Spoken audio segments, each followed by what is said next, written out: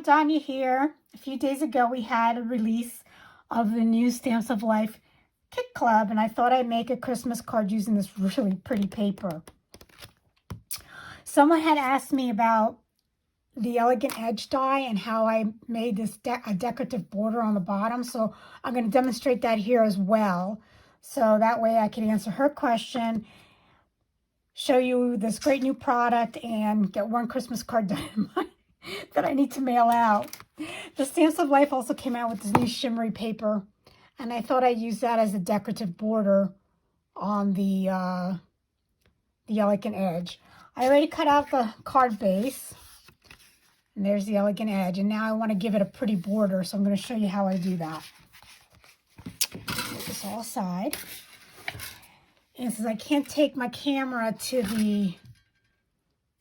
my die cutting machine, I'm going to bring the cutting pad here so I can just demonstrate real quick what I do. I put down the paper that I want to use as a decorative border, and I line up just the bottom part. I don't need the whole thing cut out, just enough to be able to cover up and give it a little bit of a border, just like so.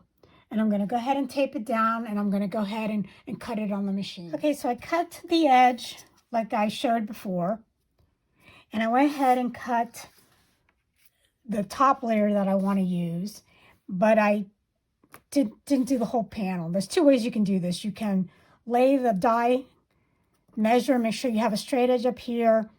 I do this to save paper, or you could just cut the whole entire thing and then just cut it on your paper cutter. And the trick is to be able to lay one on top of the other like this. And there's a little bit of finagling you have to do, because you want to make sure that everything fits on here properly. So you sort of eyeball it, and then you just glue one on top of the other. But it doesn't matter, because I'm going to put a ribbon up here, so even if I'm short or over, it won't make a difference. So then I'm going to go ahead and glue this to this. Okay, I think I got it. That looks pretty good, for me anyway. I recommend you use liquid glue, so that way you have a little bit of wiggle room when you do this. Okay? Now, for the rest of the card, I want to spell out the word joy. And the kit came with this beautiful little snowflake, which I'm going to use for the O. And I'm going to use what's called the Newport letters and spell out the word joy as so on there.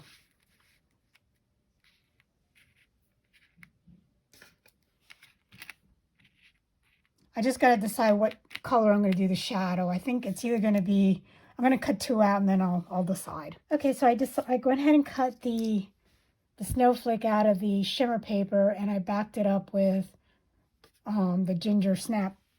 And I also did the same thing with the letters. For the inside, I went ahead and stamped from our home to yours, which is part of the stamp set that comes with the card kit. And the little snowflakes that are part of this month club stamp set that comes out on the 1st. Snow Globes to Stamp has these little snowflakes.